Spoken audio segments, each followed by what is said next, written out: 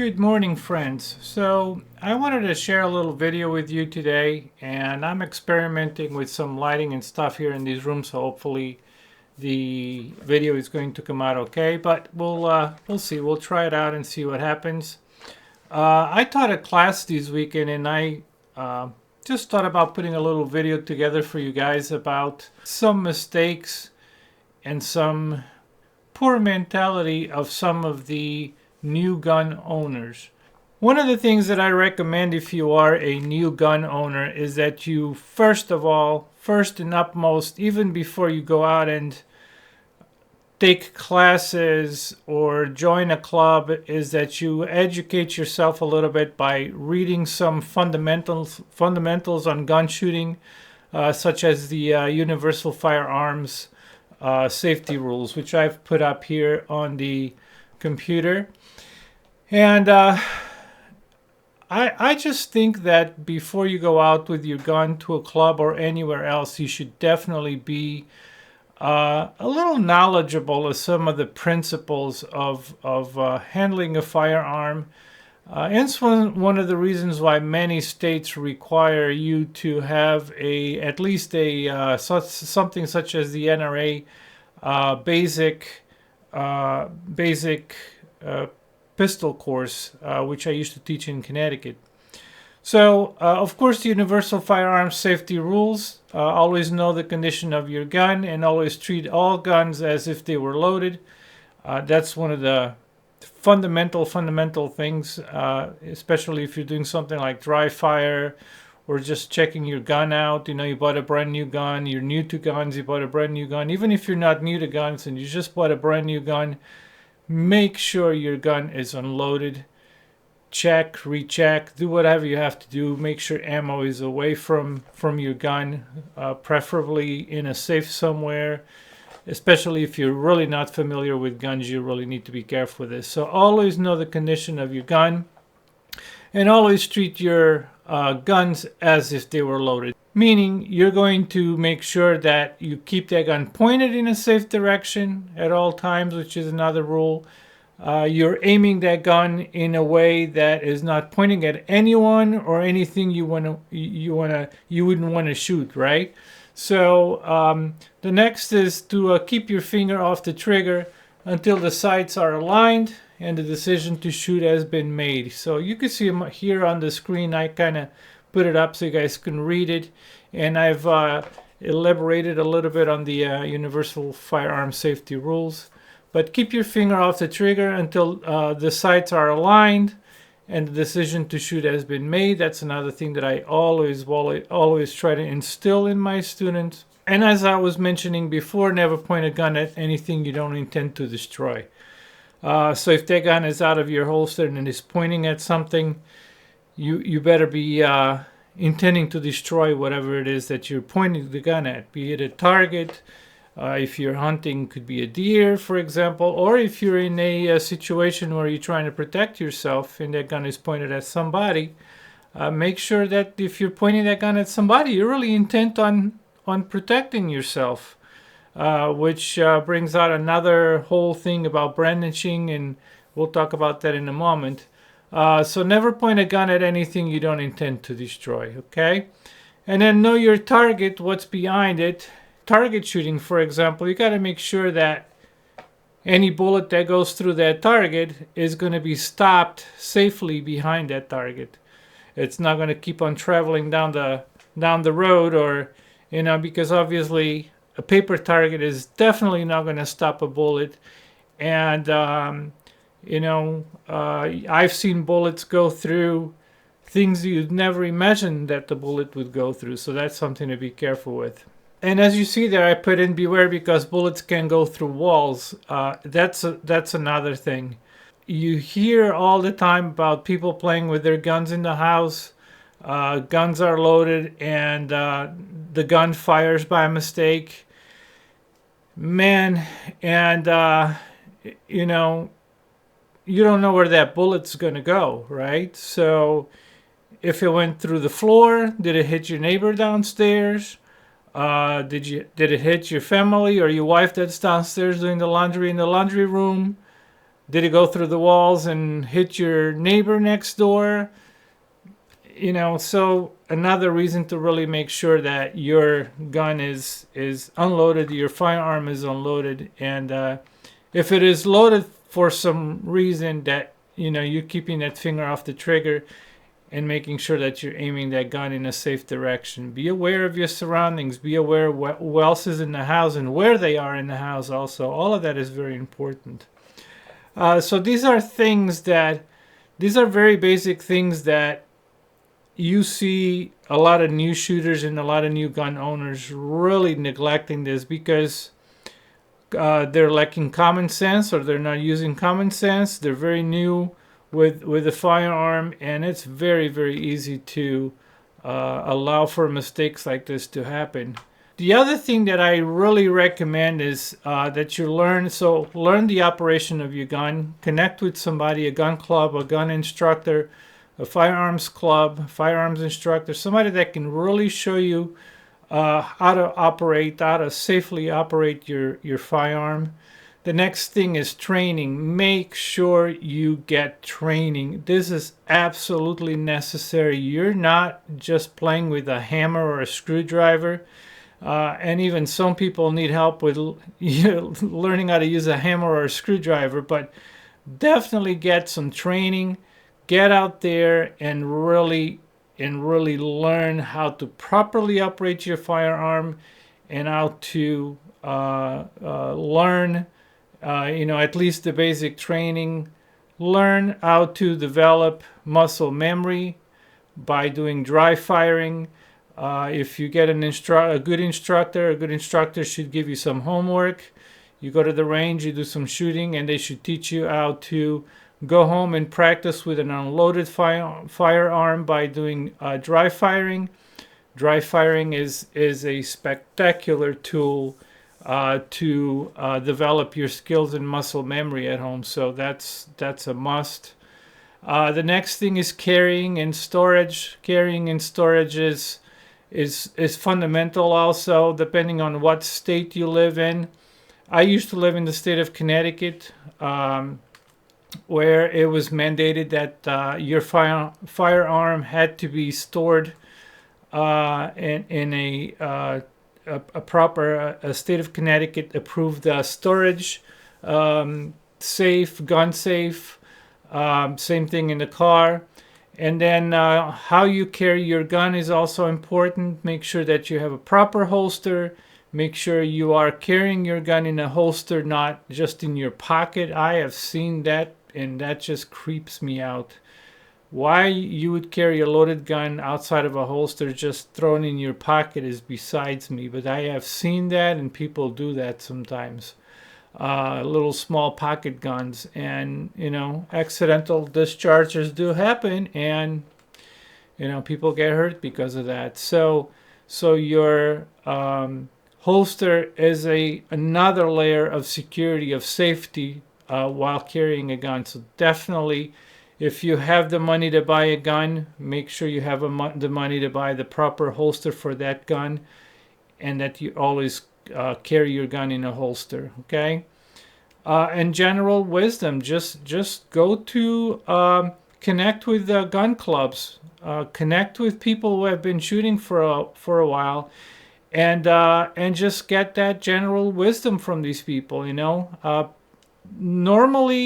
Typically, gun owners are usually very down-to-earth people who love to share their knowledge and share whatever knowledge they have with you. So you just have to get out there, get to a gun club, and do your homework. There's a lot of sketchy people out there too. There's a lot of people out there that think they know that they're God's gift to the world when it comes to guns and so on. So it's up to you, and it's your homework to do your research and preferably find reputable instructors that have a good amount of wisdom and experience under their belt, and good references. Another thing that I really emphasize on with my students is to know the laws in your state. I have a new acquaintance right now who actually is going through this. This person inherited a bunch of firearms from a grandfather. We're going through the legalities of it because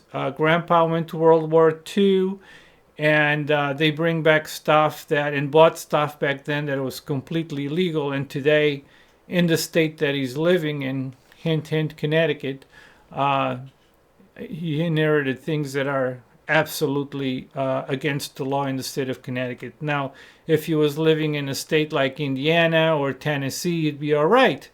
But in the state of Connecticut, he is absolutely not. Not knowing the laws in your state is another huge mistake that people, new owners especially, make. So if you're going to be getting into the world of firearms and you decide to get your permit, or if you're in a constitutional carry state, you've now went to a store, went through the process and bought a firearm, make sure it's absolutely very important that you know your state's laws. I would even go beyond knowing the laws in your state, also know the laws in the states that surround you. So, for example, myself, I live in the state of Indiana, which is a constitutional carry state, and I am surrounded by constitutional carry states to the south of me and to the east of me, with Ohio, with definitely Kentucky, Tennessee. Below Indiana it's Indiana, and below Indiana it's gun, firearm, constitutional carry. It's beautiful, beautiful states. But if you go west of Indiana, you have the biggest 2A diaper in the United States, which is Illinois. So you really have to educate yourself, not only pertaining to the laws in your state, but also pertaining to the laws that surround your state. Because let me tell you, it is very easy sometimes to be traveling with your gun, and for some reason you cross borders into a state that is not too gun friendly, and you could find yourself in a really, really bad situation. I can tell you that when I lived in Connecticut, it was very easy living in Danbury, Connecticut. If you know the area, it was very easy to cross over to New York State and not even know you're in New York State. And Connecticut's gun laws are bad enough, never mind New York State. New York State is definitely bad. So you really have to be aware of the gun laws in your state and your surrounding states. It's another important thing that you really need to be aware of if you're going to be carrying a firearm. The next thing that I find all the time, and this is one of the reasons why I am doing this video also today, to be careful with egos and brandishing, okay? I see a tremendous amount of people that are a little wimpies, but then the moment they get a firearm in their pocket, they think they're Superman. One of the things that I had to remind someone in a class just recently is that, number one, a gun doesn't make a man. Number two, remember that there is a lawyer or a district attorney attached to every single bullet that you fire out of that gun. Should that bullet cause a problem, every single one of those bullets has a district attorney and an attorney attached to it. So let's talk about a couple of topics, and I don't have them in any specific order here, but as you can see on your screen, one of them is leaving a safe environment to engage with somebody who's being an aggressor. If you're going to have the responsibility of carrying a gun, you should keep your ego at home. You must learn or try to disengage and de-escalate a bad situation. Now more than ever, if you are carrying a gun and you get into a confrontation, you really, the reaching for your firearm and pulling it out and using it should be your very least option. So if you leave a safe environment to engage with somebody who's being aggressive, not only are you committing a legally questionable act that's going to prevent you from asserting certain self-defenses, which are affirmative defenses, but you're also taking a great risk. For starters, you just don't know who this person is. Okay? Remember, you're not the only one that's going to be carrying a firearm. You could be dealing with somebody that is also carrying a gun, for example. Somebody who's very, very skilled with their guns. And the moment you try to reach for your gun, that's it, you're done. This person will take you out. Any weapon, a knife or a gun, for example, should only be used in strictly defensive and never offensive situations. If you ever use it in an offensive manner, you are in the wrong. In the state of Connecticut, it is mandatory. I say it was because I used to live in Connecticut. I no longer live in that communist state. But if you live in a state like Connecticut, it is mandatory that you take at least an NRA basic pistol shooting class. But that class is very basic. There's not a lot. So I always, and even in my classes now, I always make it a point, and if you're an instructor listening to me, always make a point to pass this information to your students. Your gun should be the very, very least option, last resort in any situation.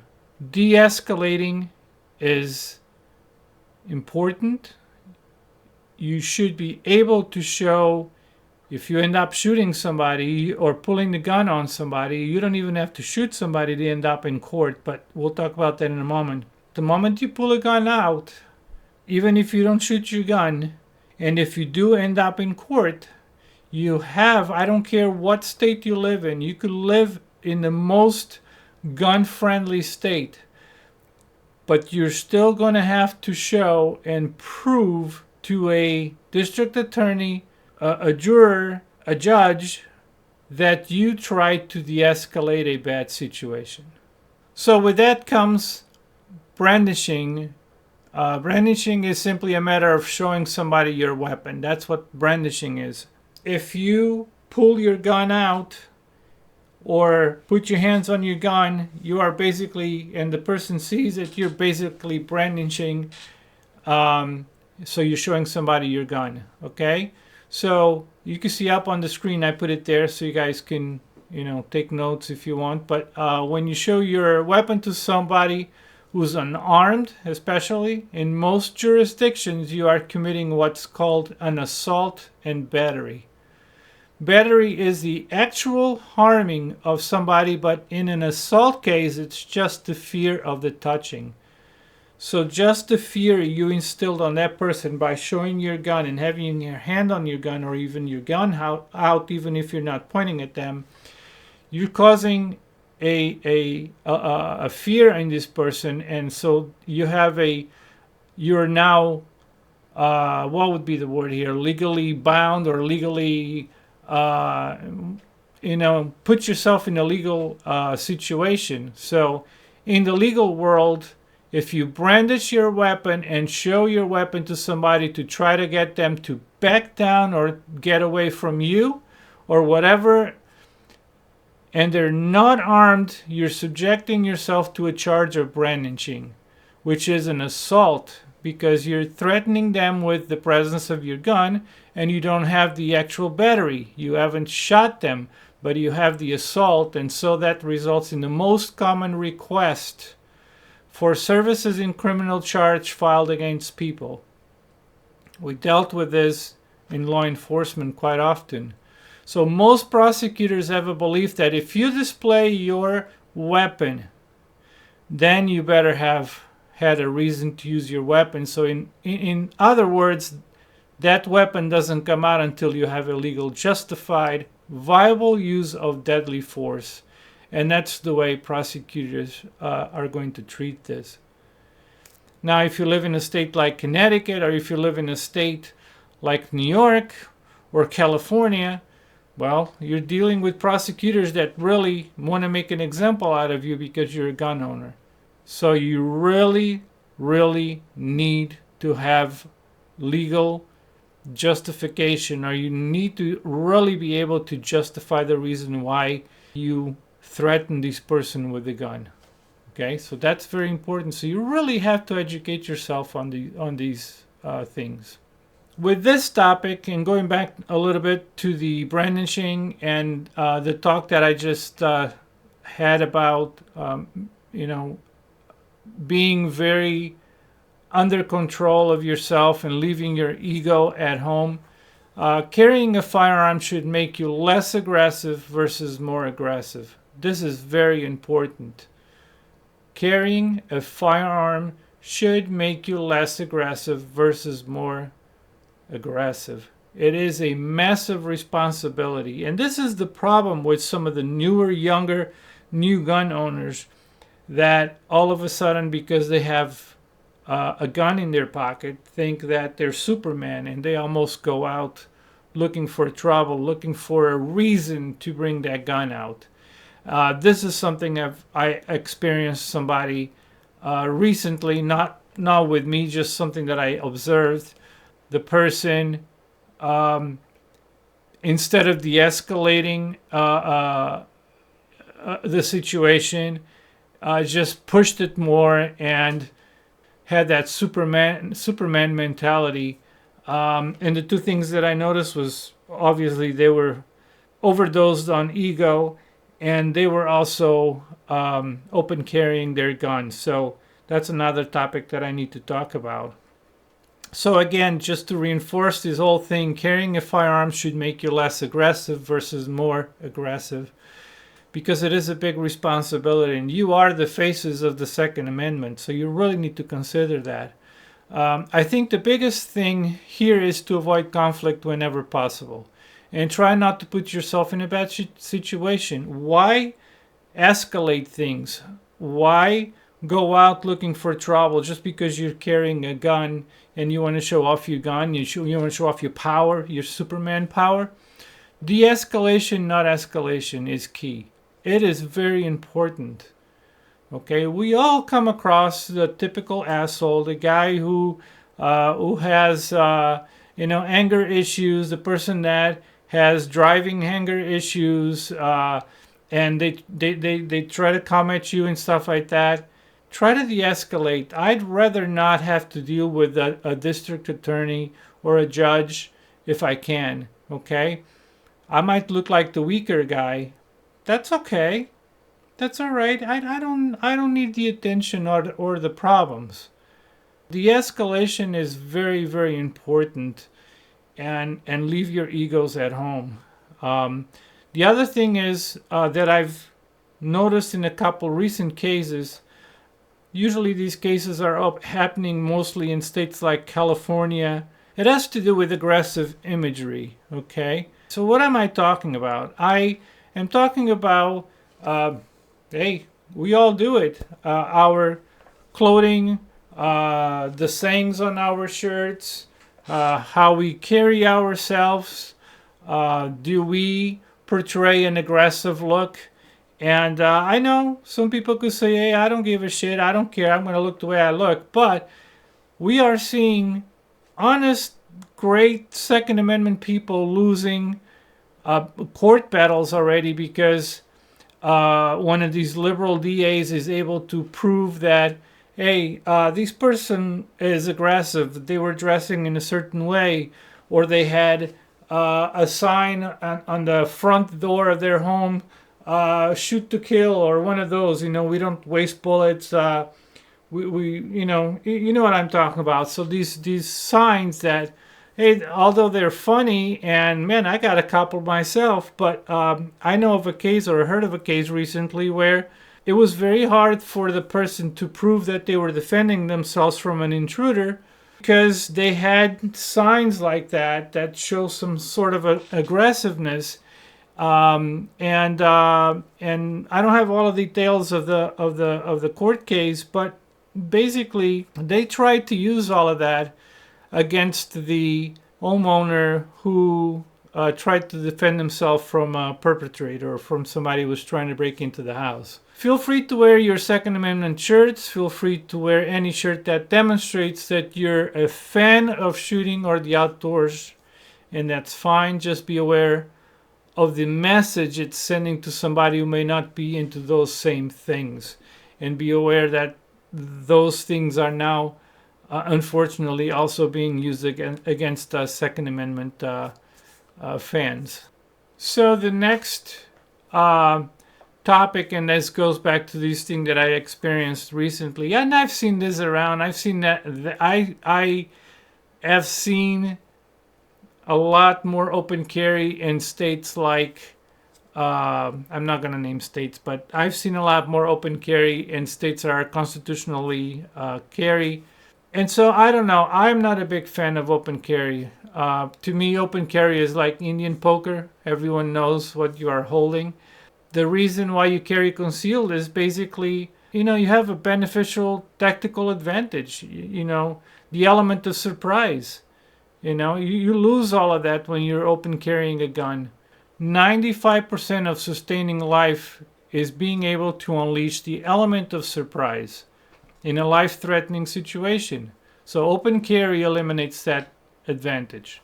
So with open carry, not only are you putting yourself at a disadvantage, putting yourself at risk, but you're also putting other people at risk. So take, for example, a situation where you go into a restaurant and you openly carrying your gun. Or you go to the bank and you're openly carrying your gun. And while you're in line waiting for your turn to be seen by the teller, a robber comes in with the purpose of robbing the bank. What do you think is going to happen first if he notices that there's somebody there carrying a gun? And these robbers sees you there with a gun. What do you think is going to happen first?